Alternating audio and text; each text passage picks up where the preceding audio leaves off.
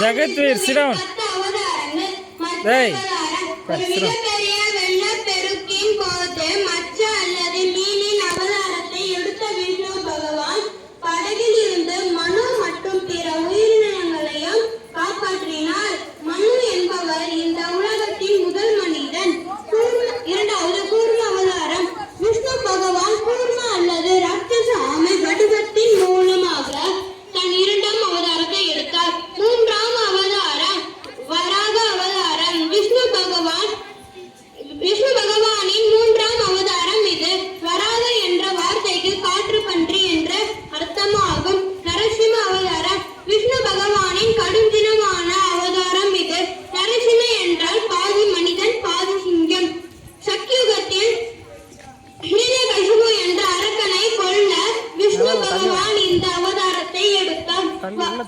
ஐந்தாவது வாமன அவதாரம். திரேதா யுகத்தில் இந்த அவதாரத்தை எடுத்தார்.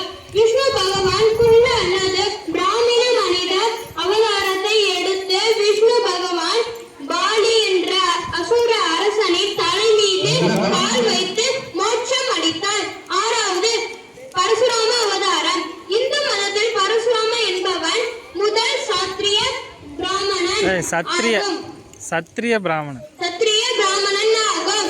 அராஜகம் செய்து வந்த சத்திரியர்களை ஆட்சியை முடிவுக்கு கொண்டு வரவே பரசுராமன் அவதரித்தார். ராம அவதாரம். அயோத்தியின் இளவரசனான ராமர் அசுர அரசனான ராவணனை அழித்தார். பெரிய போருக்கு பிறகு ராவணனை வீழ்த்தி நாள்தோறும் ஆட்சியை அளித்தார். கிருஷ்ண அவதாரம். விஷ்ணு பகவானின் புகழ்பெற்ற ஒரு அவதாரம் ஆகும். தீய அரசனான கம்சனை கொல்வதற்காகவே அவர் கிருஷ்ண அவதாரம் எடுத்தார். புத்த அல்லது பலராம அவதாரம்.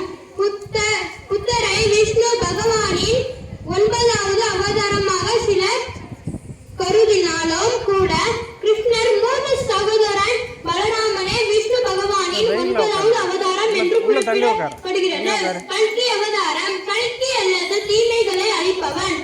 தற்போதுள்ள கலியுகத்தின் முடிவில் அவதரிப்பான் என்று நம்பப்படுகிறது.